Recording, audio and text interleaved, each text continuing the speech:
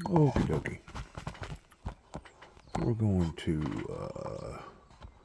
watch this particular story right here a little bit, and we're going to touch off on some things that I've been talking about now for quite some times pertaining to the psychiatric world that has gotten this country in the shape that it's in. And I'm not saying all psychiatrists, and I'm not saying that everything should be treated across the board the same pertaining to the psychiatric community, because there are some people out there that is truly messed up that probably does need to be on some sort of psychiatric medication. But whenever it reached a point in my personal life that I had coworkers that was either recommending or suggesting that if I kept on with this quest that I was on with God and the Antichrist and the one world government, that I was going to have to take a chance on some judge and some doctor giving me an lobotomy on the back of my skull and basically turning me into a zombie. And that occurred while I was working in Jackson, Tennessee for Steve Hardy. There's no need for me to mention the guy's name because odds are he'd probably deny it. But it was strongly suggested to me as I guess you'd call it a scare tactic in Dennis, that if you don't give up this quest that you're on pertaining to believing in God and believing in peace and believing that you're going to meet this satanic figure again that you've already done met over here in Martin, Tennessee, eventually somebody's going to get a hold of you and they're going to do an lobotomy on you. Well, I think if I'm not mistaken, the last legal lobotomy that was performed in America was on one of Kennedy's, JFK's nieces. And that turned out to be nothing but a total failure, because ultimately, whenever it was all said and done with, she was in worse shape there towards the latter than she was in the beginning. With this particular show, I want you to listen to some of it, providing that you want to, and just realize how misdiagnosed that various people have been purposely done this way, similar towards how I was done the last time in Kentucky, Trigg County, Cadiz, Kentucky, that went all the way to Oklahoma to pick me up to drag me back to Kentucky over an incident that had already been brewing in LBL with some individuals that wanted to destroy my life. And I'm talking about Dwayne Camry, badge number 1414. I'm talking about Gary Hawkins and his wife Lisa Hawkins. They was involved in an act towards wanting to get Dennis, James, Juby, Jackson totally out of public view. But in actuality, it just didn't start with them. No. It started right here in Weakley County, especially in 2005 whenever I stood back up for Christ. Not the Antichrist, but the Lord Jesus Christ.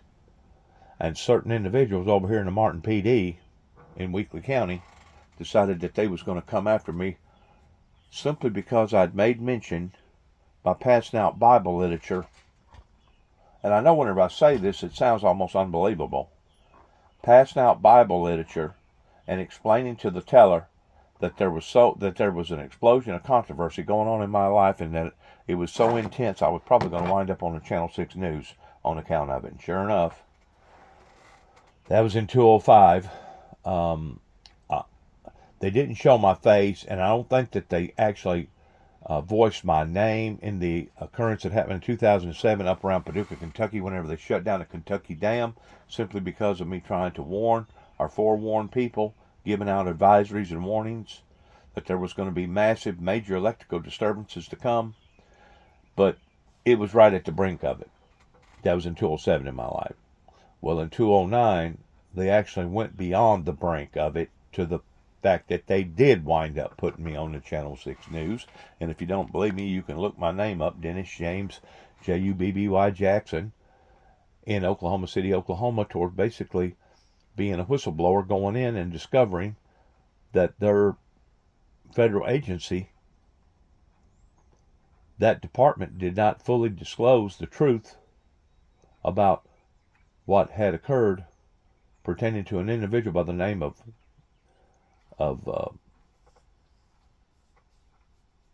Timothy McVeigh and Nichols, that basically tried to blow up their city, or tried to blow up the federal compound with a truckload of cow manure.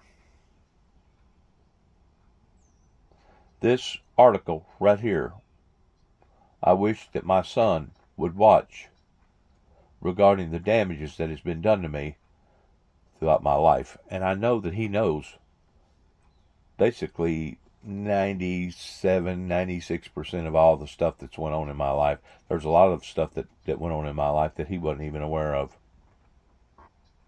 because at that time I was out of state and I was basically trying to survive towards living like a fugitive out here, going from hotel to hotel, from state to state, from dealership to dealership, in trying to survive. Being told you're mentally ill at age 13, spending the next decade cycling through psychiatrists. Being told you're mentally ill at age 13, spending the next decade cycling through psychiatrists, diagnoses, a cocktail of prescription pills. Now imagine discovering the treatment may have done more harm than good. My next guest, Laura Delano, lived that reality. She joins us to discuss her new book. It's called Unshrunk, about how she decided to taper off her meds and now to speak out. Are you sitting right now? It could be harming your health. Could be harming your health. A lot of the people that thinks that they're doing proper things for their health is actually harming their health.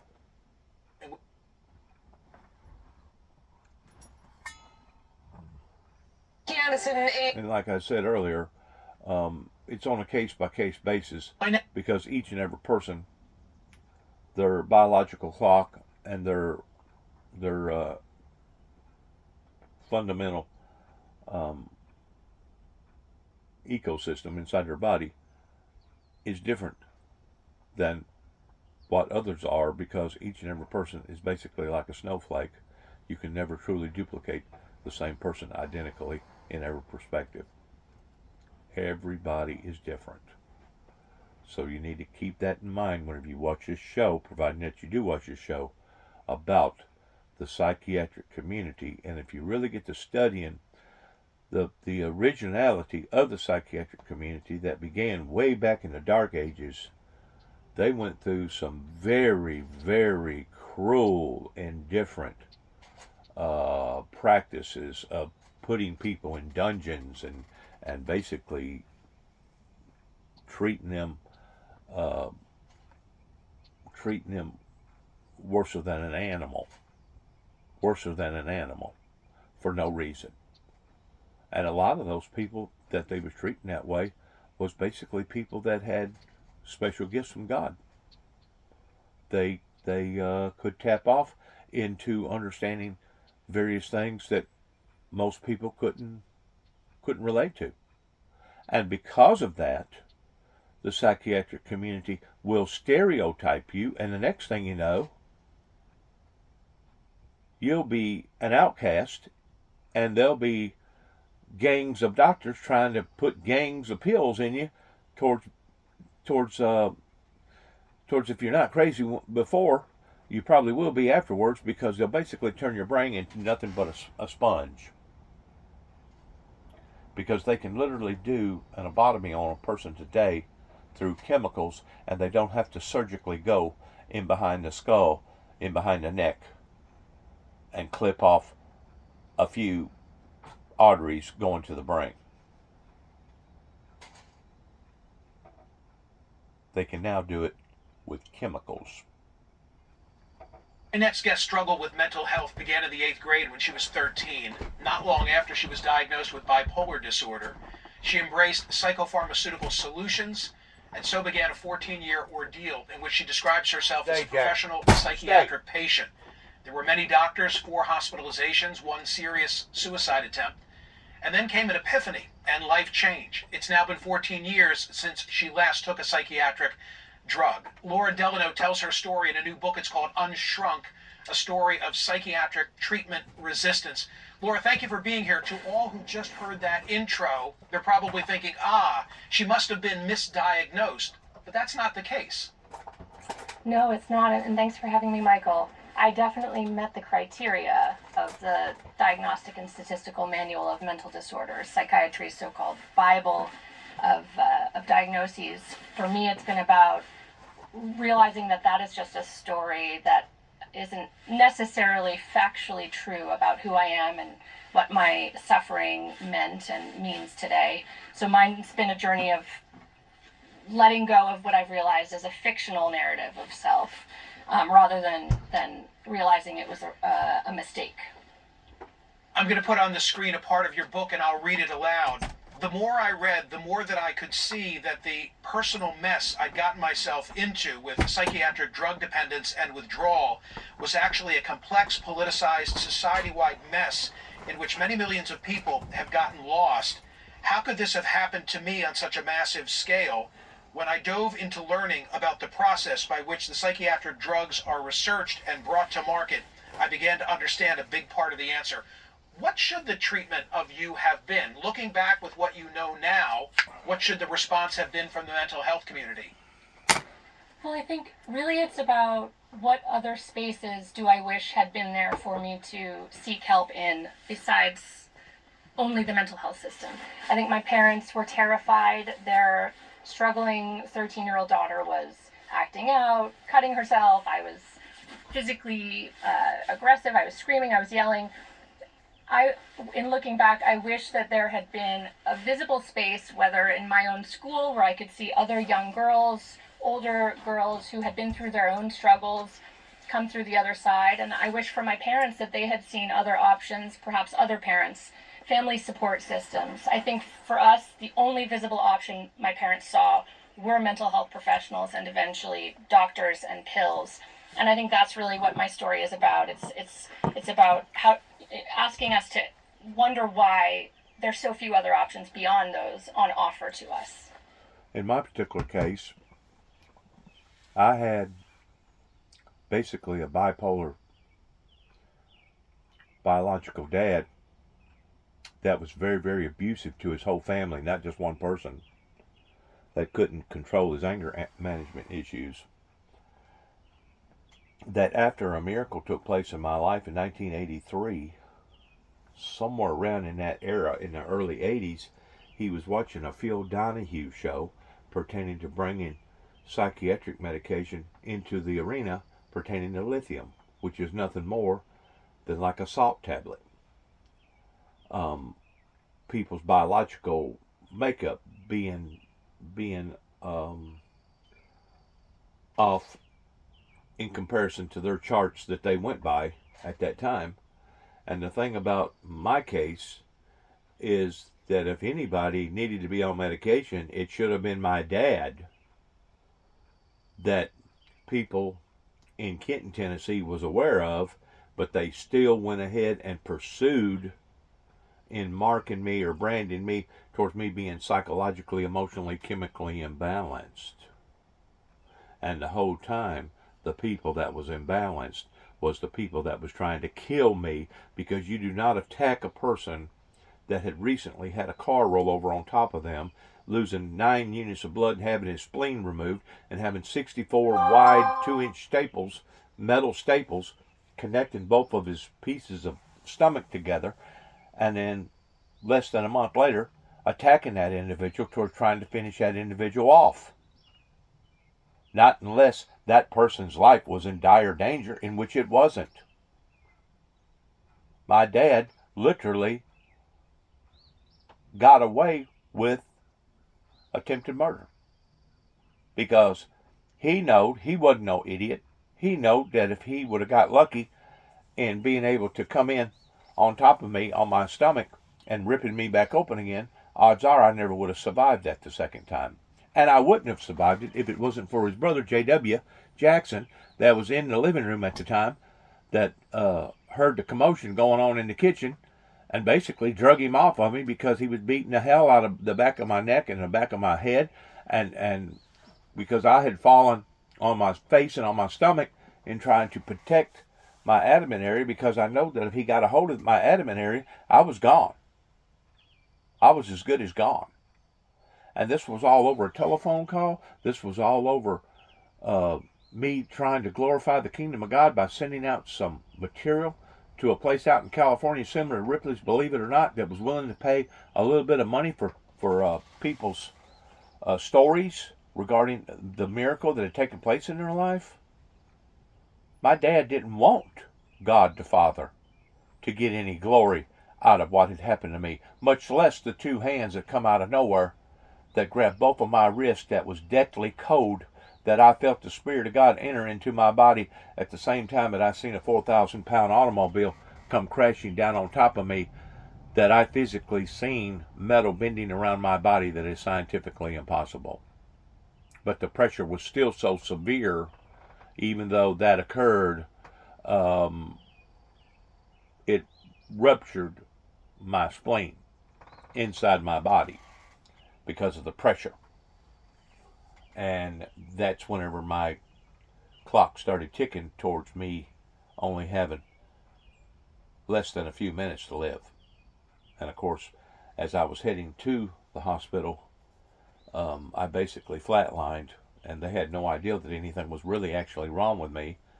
They was going ahead and doing the pre-op towards, hooking the machines up to me and stuff, because at that time I was already unconscious. I couldn't talk. And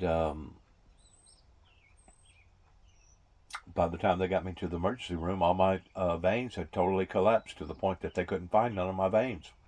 So they had to cut just above my ankle on my right foot and find the main vein going up into your leg, start pumping blood back up into me, because if it wasn't for that life source, I would have died. I was technically dead whenever they got me to Volunteer Hospital in Martin, Tennessee. I wasn't legally dead, but technically I was dead because I had flatlined and they couldn't find no veins. Fortunately, the doctors was already on staff in a little town towards going to do a surgery birth on a woman, and they done already scrubbed up, and they was just at the brink of fixing to put her under so that they could do this surgery birth whenever I come in the door. And they asked the husband of this wife, to this mother, if he objected to the fact of them putting her off for a few minutes, keeping her isolated while they were trying to save my life. And that was another miracle as far as I'm concerned, because the individual said, yes, go ahead. And he didn't have to do that. So in the exchange of now seconds matter, absolutely seconds matter, it made all the difference in the world towards Dr. Summonshaker coming to my rescue and assisting in bringing me back to life. Because if it weren't for him and the hand of God, I wouldn't be sitting here talking to you right now. Much less, in addition to a maniac that wanted to taint and attack, basically character assassination, in a retaliation because a miracle did take place in my life, and the whole time the person that needed to be on the medication was James Robert Jackson, because he had shell shock or post-traumatic stress disorder coming out of World War II. Now, friends, whenever I tell my story, it's difficult for me to tell these things because I do not like having to bring up the past pertaining to some of my family members that was basically dysfunctional. And people around in the neighborhood has to admit that something happened to my dad to the point that he become dysfunctional. Even though he had 4 boys, and even though he was trying to farm at the time around 500 acres, he had become a raging lunatic to the degree that he was taking all his madness and all his frustrations out on his family. And I'm talking about open frustrations. I'm talking about open madness that various people in the community sat and watched and didn't even care enough about the family to make a telephone call over.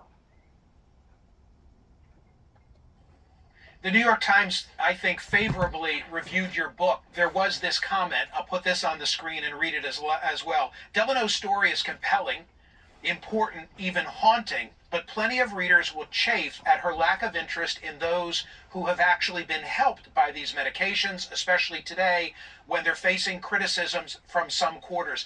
You were a guest of mine on Sirius XM, and a caller called thereafter and to this point said, this is dangerous. People might listen to this or read the book and go off their meds. You know that criticism. Address it. I share the same concern. It is incredibly dangerous to stop a psychiatric drug. And I think for me, I didn't know that back when I decided to leave behind my medications. And so I went through an incredibly difficult experience of what I now understand were actually withdrawal symptoms, because I had been on these medications for so long that my body had become physically dependent on them. Mm-hmm. And so I share the same concern. And really, my book is just my personal story. I'm just talking about my own process of going through the mental health system and deciding to come out of it, my own process of learning and unlearning. It's not a statement against anyone who feels helped by medications. I have many friends who feel helped by medications. Really, what I'm trying to do is expand the conversation so that there is also space for those of us who haven't felt helped or perhaps have even felt harmed to have our stories heard as well. In the same way that you say the diagnosis, I met the diagnosis, the bipolar diagnosis, it's not as if someone gave me a label that didn't seem to apply. Similarly, in the book, you're very candid about life today. It seems like you're doing well, but everything's not 100%. Maybe it isn't for any of us. Address that issue. Well, I think you hit the nail on the head. I mean, being human is hard. It's hard to be alive. It hurts to be alive. And I think what I realized in coming out the other side of the mental health industry, as I like to call it, is that I had spent the most formative years of my life believing that I needed to reach a point at which I felt happy and balanced and put together, and that if I struggled, felt angst, felt fear, felt despair, it meant something was wrong with me that I needed to fix with some kind of treatment. And so today my life is full and rich and meaningful.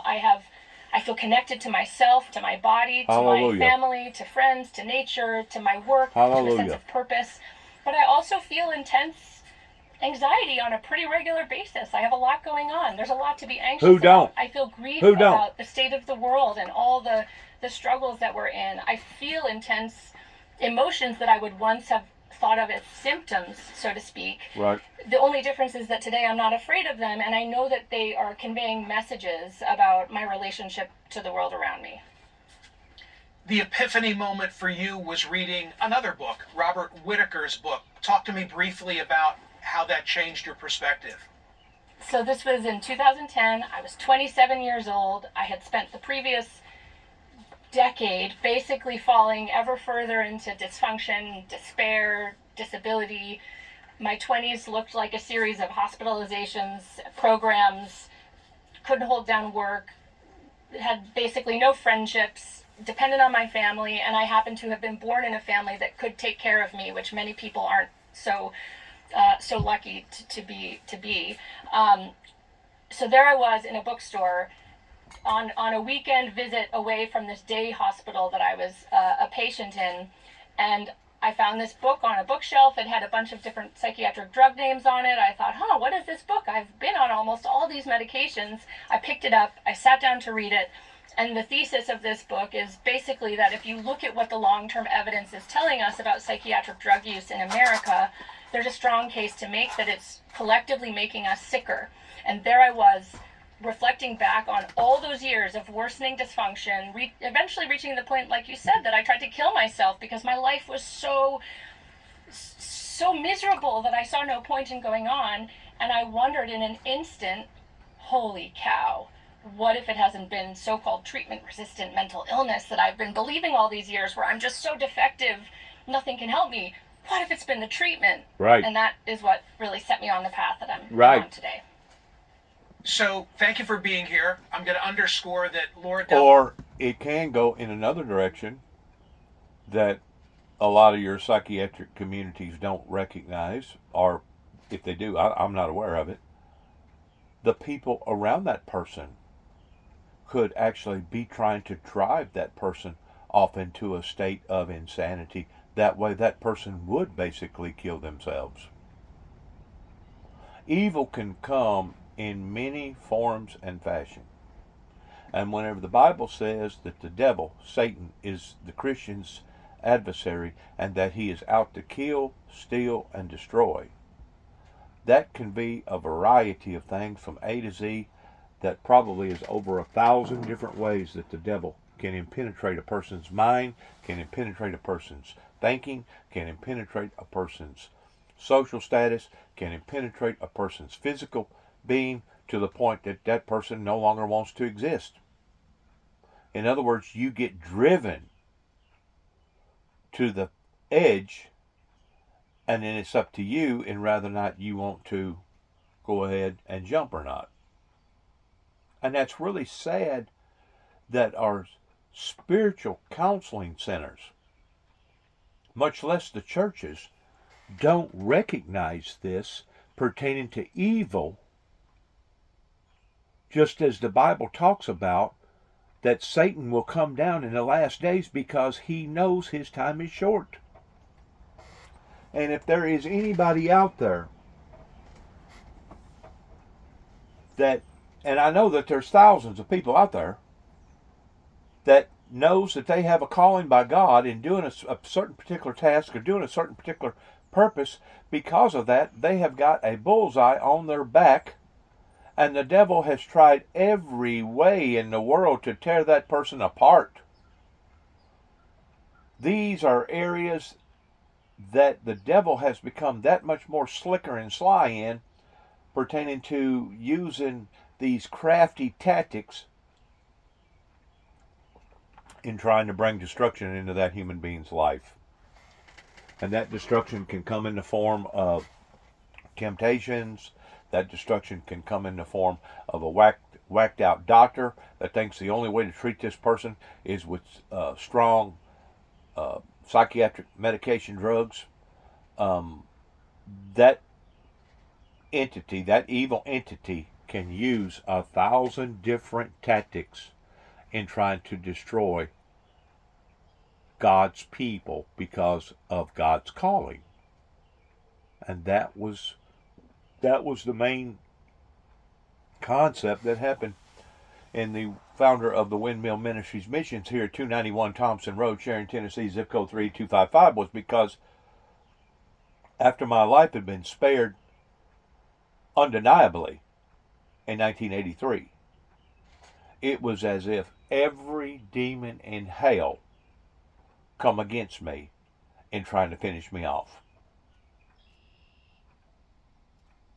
But even at all of that, and even fighting other spiritual battles pertaining to these skirmishes that I went through, there was nothing like the skirmish of whenever I come back to Northwest Tennessee in 2014, and for 3 consecutive solid years, my brother and I was being attacked probably by about 10 different families down here towards agitating us and aggravating us, and it was all based around anti-Semitism, and it was based around the lies that they had grown to either believe in or accept about Dennis Jackson. And basically they was punishing my brother because my brother didn't kick me off of our grandfather's property.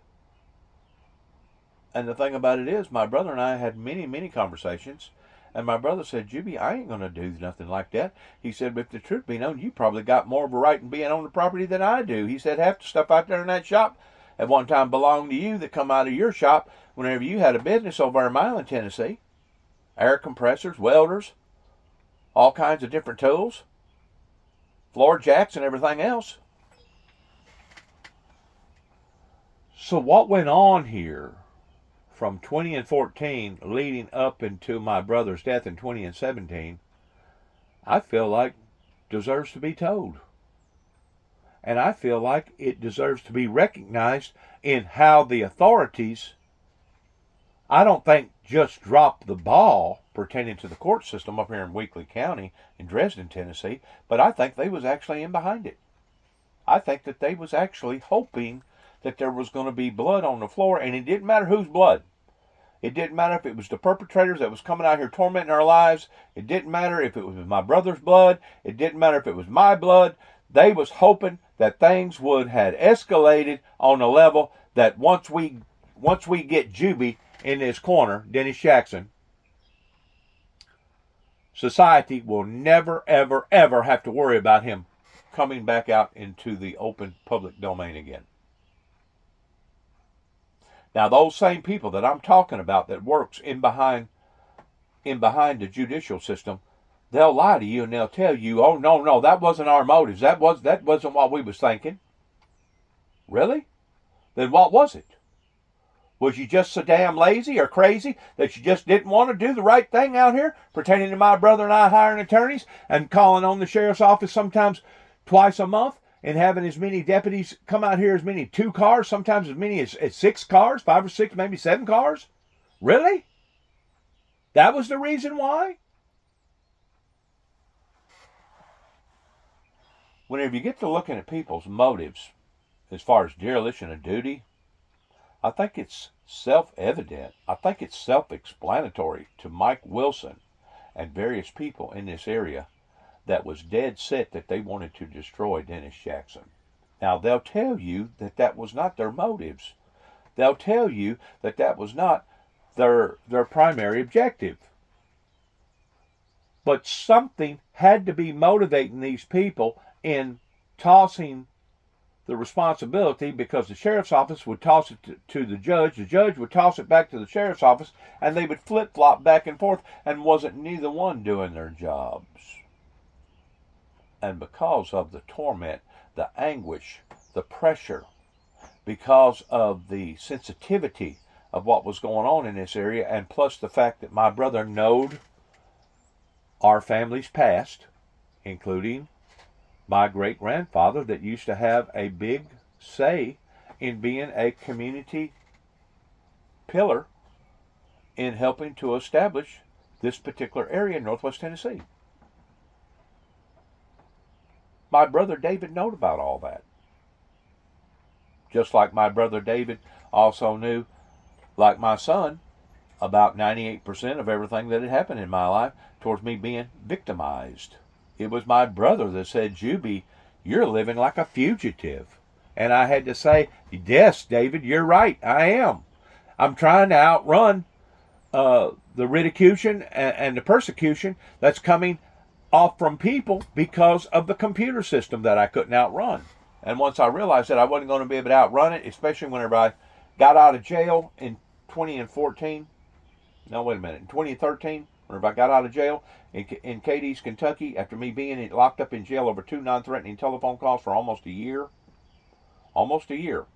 after the doctor putting me on Risperdal and causing me to gain X amount of weight because of this drug that they put me on, I went from 240 to 340 overnight within a 6-week period, because basically the only thing that they feed you is potatoes on top of potatoes on top of more potatoes, because it's the cheapest thing to feed your prisoners. But whenever I went back out to Oklahoma City, Oklahoma, and went back to work for the individual that I'd worked for before, because he knowed that my abilities, he knowed my qualifications, he knowed the craftsmanship and the type of work that I could do, he immediately hired me over the phone. "Sure, come on, I need you right now." Whenever I got out there and got settled down a little bit, I was exploring towards going to various churches, kind of like shopping. You probably heard of people going church shopping.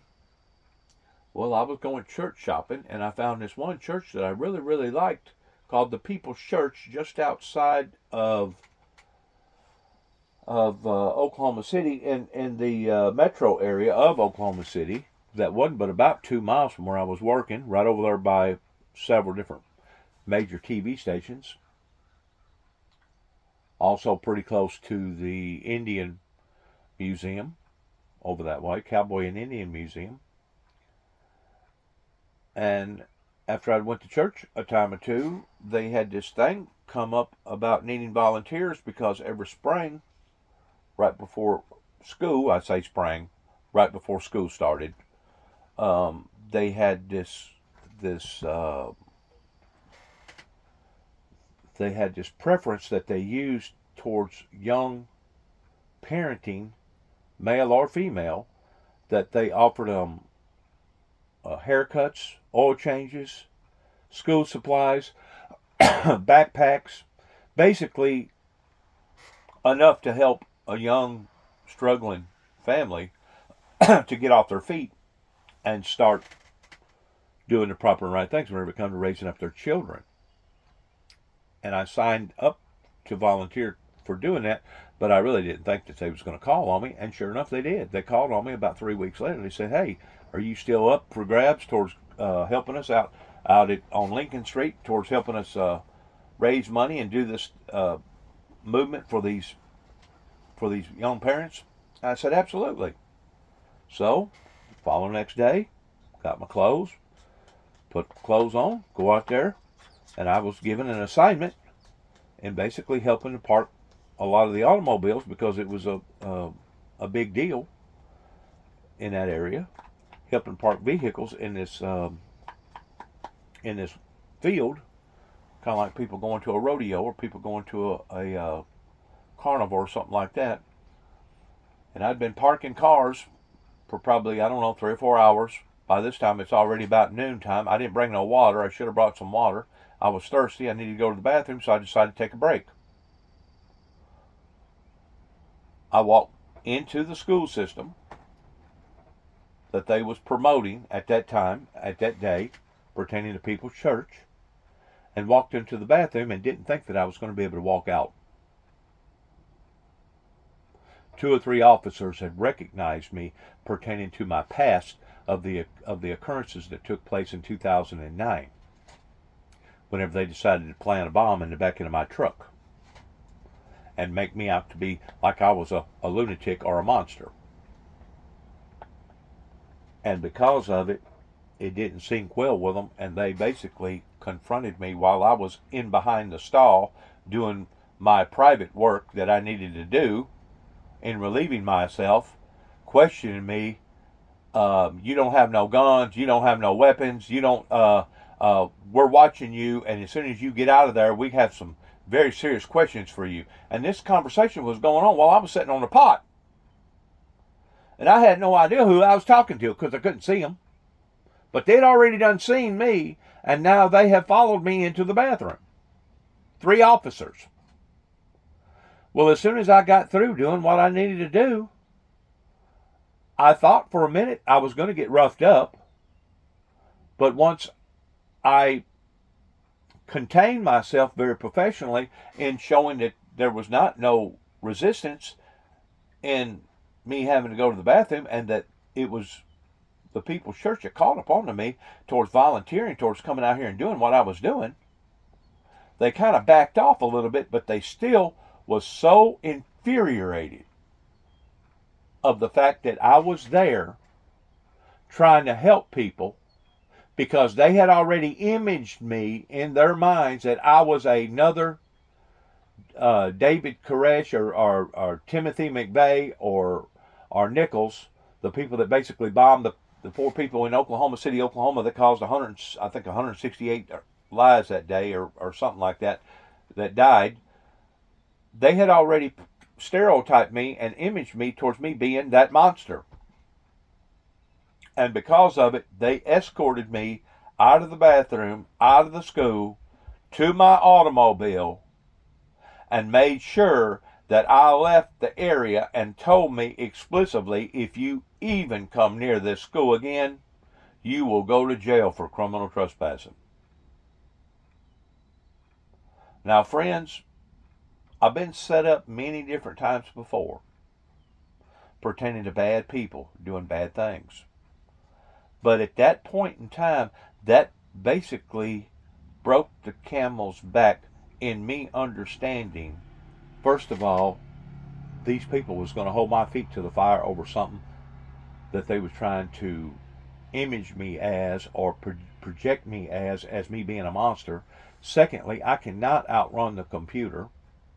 And thirdly, after I got talked down to by my boss man and his supervisor, Jeffro, Mr. Lee, about how that I needed to conduct myself in the public towards not bringing any of that to their workplace, that it was going to cause possibly damage or an embarrassment to their workplace pertaining to collision clinic that I was working for at that time. I made a conscious choice that I'm going to go ahead and throw the towel in, similar towards how I made a conscious choice in 1989 working for auto builders up here in Dresden, Tennessee, for Mr. Wooden's nephew, Mr. Atkins, Jimmy Atkins, that I'm going to go ahead and give you my resignation papers right now. And as soon as I get through with all my work, we're going to depart our relationship. I went ahead and left, even though the supervisor, on the day of me actually finishing out towards completing all my work, because I was one that didn't want to just leave a bunch of loose ends loose. I was one that believed in cleaning your plate before you left, because it could actually come back and haunt you with a bad reputation and leaving a job hanging like that. Come to me and said, well, Dennis, I know of this body shop, I think it was in Norman, Oklahoma, of them looking for somebody. He said, I don't mind calling them up and giving you a good word and you not having to move completely out of this area. Because by that time I'd done already made up my mind. I was fixing to get the hell completely out of Oklahoma, because I come very, very close once more of losing my liberty, of being rearrested, and the next thing you know, thrown in front of a judge this time, pertaining to what that they had done to me prior in 2009, whenever they decided to plant a bomb in the back of my truck and blow my truck up. And I looked at Jeff. I said, Jeff, I appreciate the offer, thanks, but no thanks. I said, the bottom line is this: I would be a damn fool to stay in the state of Oklahoma knowing that various people can recognize my face after 3 or 4 years later, and I pop back up in Oklahoma, and I got people that's basically gunning for me and trying to get me out of the eyes of society, the public view. I said, I would be a damn fool to stay in the state of Oklahoma. And he looked at me and kind of sniggered and kind of said, well, you know what? You're probably right. I said, I know I'm right. I know I'm right. And that's whenever I decided to go to New Mexico, Albuquerque, New Mexico, and file for my disability. Because at that point in time, I really didn't know what I was going to do with my life. My life was in shambles at that point in time, simply for trying to do an act of love towards doing the right thing in being a whistleblower out in Oklahoma City, Oklahoma, because the evidence that I had come across was in fact factual, that their government agency was lying to their people and was not telling the whole truth.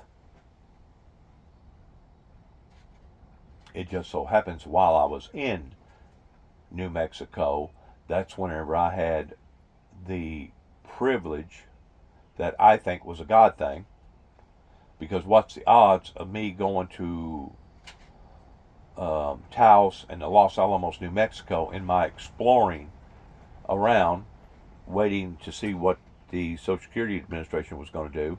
What's the odds of me bumping into an individual there in Los Alamos, New Mexico, that was working at one time for Ed Growth pertaining to the black hole, that basically was called upon by the federal government of going and inspecting the Oklahoma bombing about 48 hours after that bombing had taken place. All expenses paid, come give us your opinion, because he was an expert in explosions, working for the Army at one time, and they called upon to him, and he sat down and explained to me in detail what that they thought and what the other investigators thought. And they all come up with the same conclusion, which was there was no way that a rider truck filled full of cow manure could have done that type of damage in that town. No way.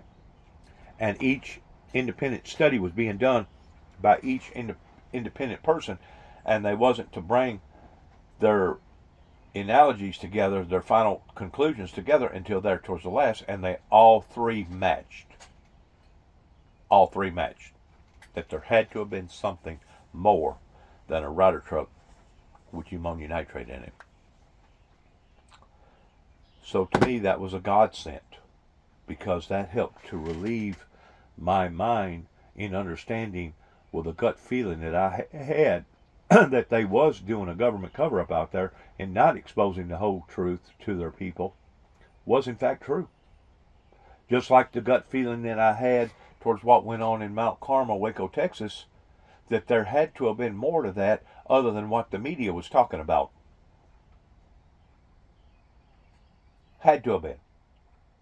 And plus, I needed to make sure that I didn't have no cross references to the fact that maybe that they had heard about my testimony regarding the opening of the first seal, regarding me meeting this darkly complected individual over here in Martin, Tennessee, him and his 12 disciples, to make sure that I didn't hold no responsibility or liability in the fact of what went on in Mount Carmel, Waco, Texas in 1993.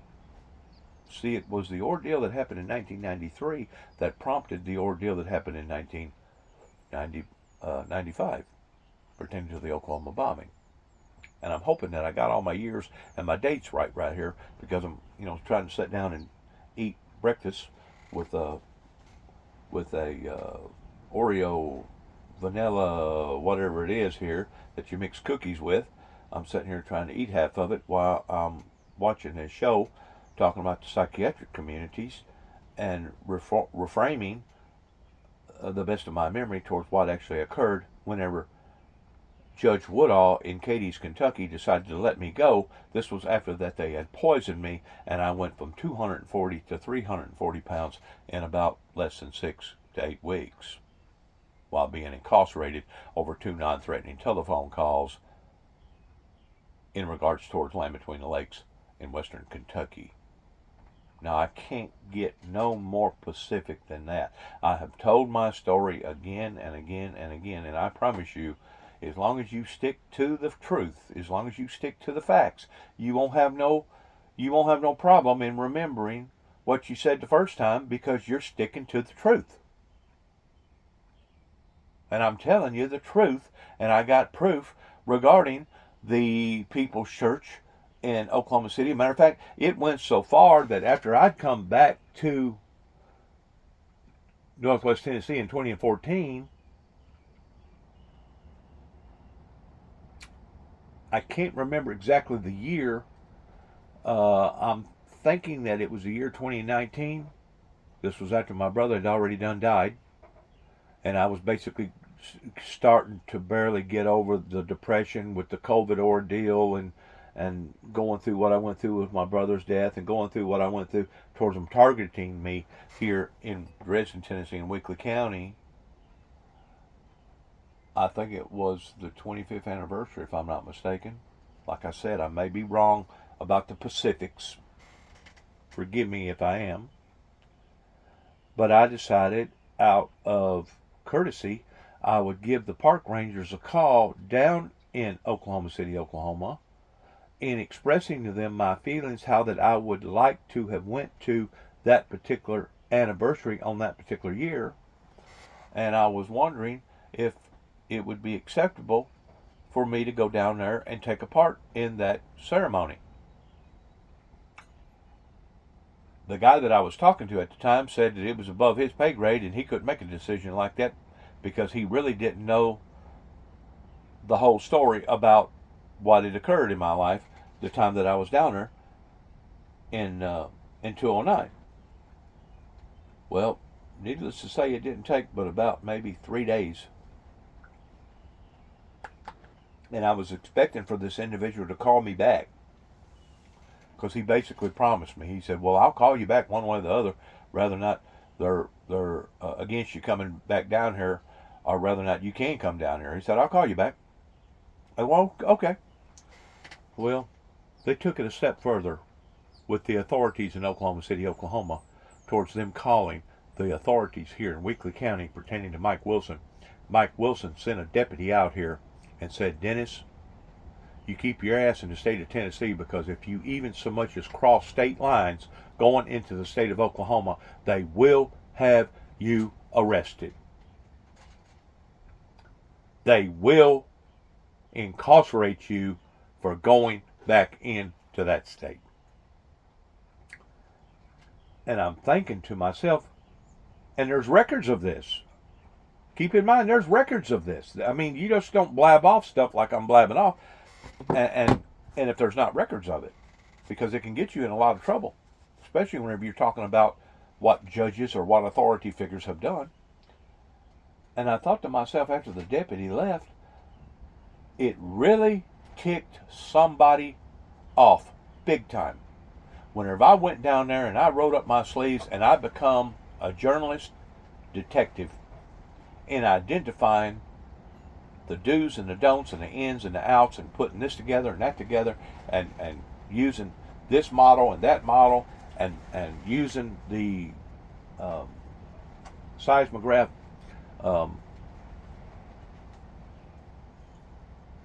facts pertaining to the levels of explosions that actually occurred, 2 explosions simultaneously, back to back, within like a second apart.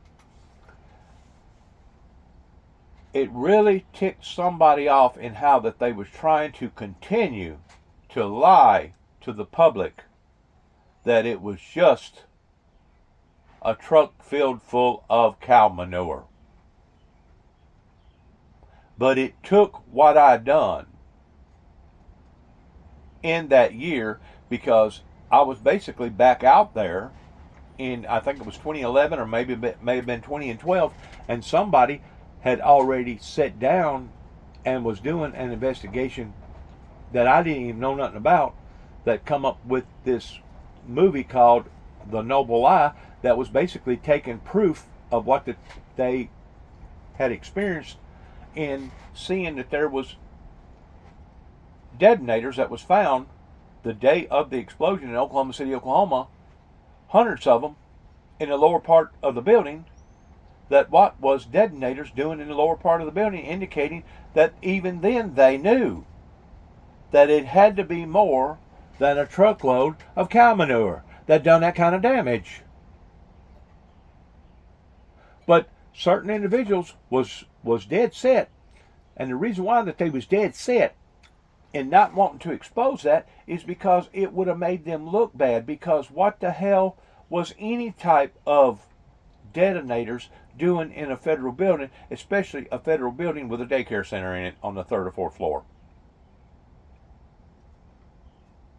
It was going to make them look bad, and because of it, they decided to sweep it all under the rug.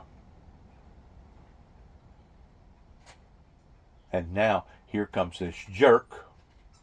I'm pretty sure that's how they categorized me, as being a jerk from Tennessee, that had the gall, that had the mendacity to go in and actually look at various models and ask questions and do a survey around in the area, a questionnaire with about 100 different people. And out of the 100 people, there was actually 3 of them that spoke up and said you had to have a trained ear, but there was actually 2 explosions simultaneously back to back.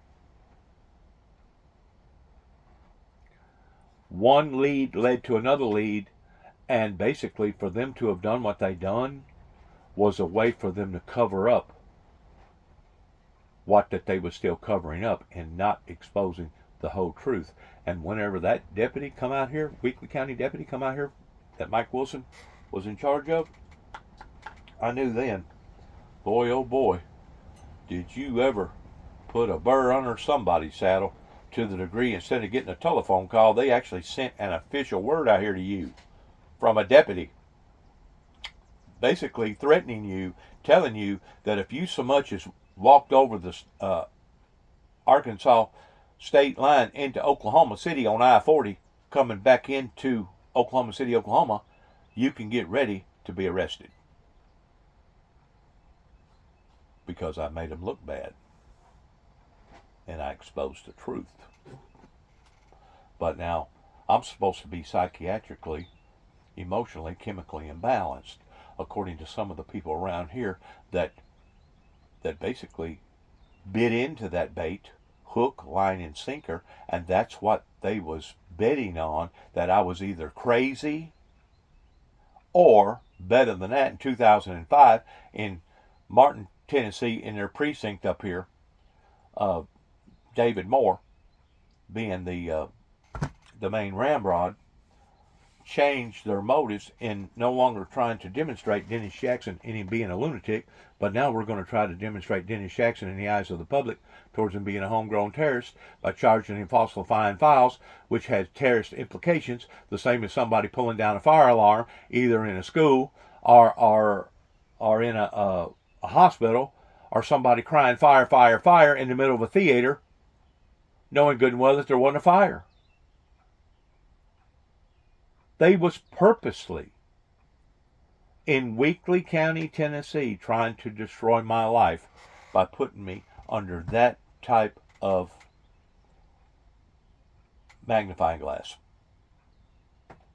And of course, that was in 2005, and then in 2007, the snowball growed up around Grand Rivers, Kentucky, Calvert City, Kentucky, Benton, Kentucky, and then it went from that to what went on in my life in 2009. So the exchange of affairs that happened in Martin, Tennessee, in Weakley County in 2005 growed to what it growed to out in western Kentucky, around the Kentucky Dam, towards them shutting the Kentucky Dam down, just because I was explaining to them that there was going to be massive major electrical disturbances to come. And then that went from that size snowball to the snowball down in Oklahoma City, Oklahoma in 2009, that basically almost took my liberty completely away from me. And of course, whenever I wound up going through what I went through in Cadiz, Kentucky, over 2 non-threatening telephone calls, and then I go back to Oklahoma, and that occurred again towards coming that close, I thought to myself, I would be a damn fool to remain in the state of Oklahoma. I didn't care if I was to make twice as much money. I was not going to be, and if they wasn't going to try to do me that way, there would have been people that would have tried to have purposely planted bombs around my premises in saying that I was some sort of a monster, that I was out to do deadly harm to the American citizens here in America. Don't think for a second that this cutthroat industry pertaining to the judicial system is fair and above the board, because it's not. If people are against you for whatever reason, they will do whatever it takes to eliminate you out of the eyes of society. And the only reason why that I hadn't had somebody come up here knocking on my door, either in a black suit or a white one, either or, being a doctor, is primarily because I did make an agreement with a federal judge in Paducah, Kentucky, over them not being able to persecute me twice for the same crime, and the fact that I did allow for my message or my testimony to get out into public domain regarding social media. Matter of fact, I had my cousin, Dwayne Davis, that told me that less than about a week ago, maybe 10 days ago. He said, the only reason why, Juby, that you're still here and they hadn't done already locked you up again is because your story now is being told, and it's going before certain individuals that's now aware of the things that has went on in your life, not just regarding coming back to Northwest Tennessee in 2014, of all the hullabaloo that you and your brother went through, but all the above. And you know what? I tend to agree with my cousin Dwayne Davis, that was one of the ones that was with me that night, that I bumped into this darkly complected foreigner individual in Martin, Tennessee, the magic man that had these remarkable powers from Saudi Arabia. Now, friends, I can't get no closer to the truth than what I just said. And like I said, if I have altered in some of the years or some of the dates, please forgive me, because I don't have the paperwork right here in front of me, but I'm just going by pure memory, because I didn't know that I was going to be saying these things this morning. I just got out of bed a while ago. I'm trying to wake up. I got a bunch of stuff I got to do out here in the yard today. And I'm talking, and I'm going off of memory of what has occurred in my life in the past that I can prove, that I can validately prove. Well, and is not here to advocate that people go off their meds, right? You've described in the book the tapering that worked well for you, but we don't want people to get the wrong message. Continued good health, and thank you. Thank you for having me, Michael. Thanks. Let's see what you're saying via social media from the world of X, I believe. Psychiatric medications have worsened patient outcomes. They leave so many patients disabled and dead without any help because the medical field is in denial. I think this was all a big money grab. JC? It is a big money grab. It's a big money grab, and it's based around the wrong motives and wanting to control the uncontrollable with drugs. And that's basically what started the psychiatric community in them doing what they was doing back during the Dark Ages, whenever they was throwing people in dungeons and basically cruelly treating them the way that they was treating them. So during the period of 3 years, whenever I come back here in 2014 leading up to my brother's death, it was a big test that I was going through. And like I said, it wouldn't have mattered if my brother David retaliated against the community that was tormenting our lives down here towards bringing blood to the putting blood on the floor. It wouldn't have mattered if it would have been me. It wouldn't have been mattered if it was somebody else, because at that time the judicial system in this county was actually supporting those things that was going on.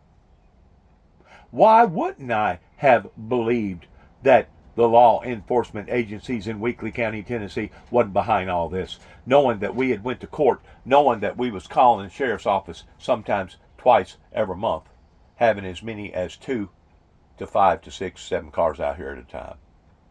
Why wouldn't I have believed that about Tommy Moore and the courts here in Weakley County, knowing that they had an opportunity going all the way back to the beginning phases of the ministry in 1989, that they could have supported the ministry, but rather than supporting the ministry, they denied the facts.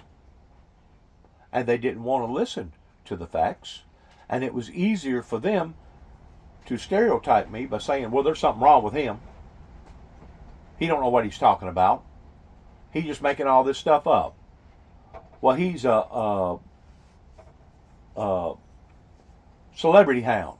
He's just doing this stuff to bring attention to himself. And the attention has never been for me. It's never been about me. The attention was the things that God the Father and the Son Jesus Christ has done for me.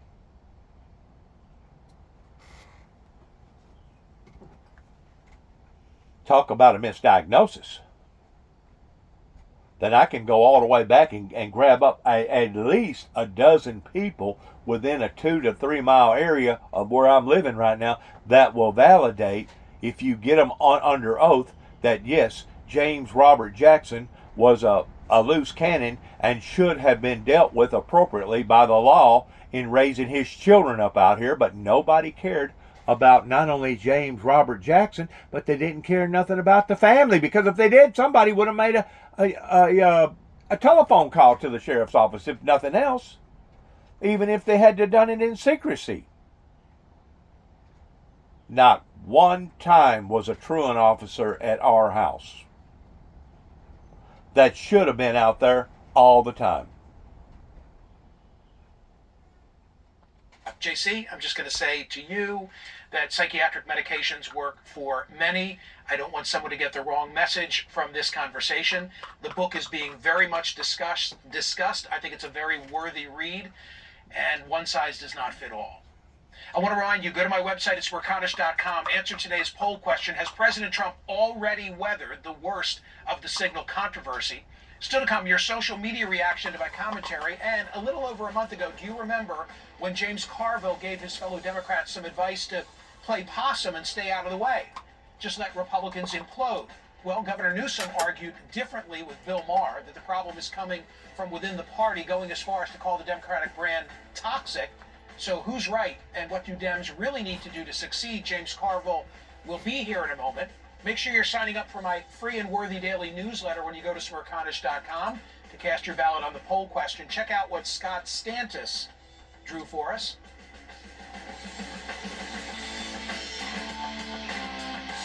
So that's the reason why I'm so intimate about thanking social media and AI and being able to openly tell my story appropriately in public domain, in revealing the identities of these people and the dates and the time factors and all the above. I felt like that if I didn't do this, though I was taking another risk on being roughed up again, because it don't take but just a second to get a doctor. I realized that real quick once I wound up in Cadiz, Kentucky, and I got studied by their state officials in LaGrange, Kentucky. It don't take but just a suggestion, and a doctor will do whatever that he's told to do or whatever somebody suggests for him to do. That is unprofessional. That is totally wrong.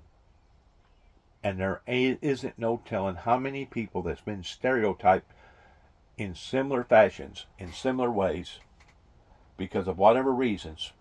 Maybe they just had a godly gift, and people didn't like what they were saying about their gifts or about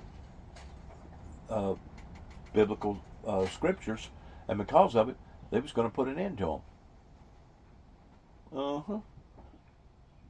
Working in a sly, slick, mysterious way, but once again, verifying the scriptures that in the last final remaining days Satan would come down in great wrath because he knoweth his time is short. My friends, we fight not against flesh and blood, but against principalities. And I had never come across any eviler demons that was more aggressive than what it was whenever I come back to Northwest Tennessee in 2014, leading up into my brother's death in 2017. It was so strong that it helped to put a 51-year-old man in his early grave. That one day, the officials and various people that engaged in that activity is going to give an account for.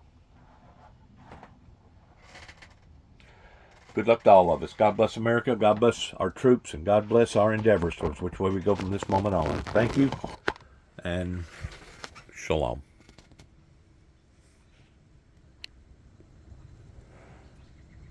As I travel through this pilgrim land, there is a friend who walks with me. As I kneel in prayer, I hope to meet you there, precious Jesus, hold my hand. As I kneel in prayer, I hope to meet you there, precious Jesus, hold my hand. God bless and thank you.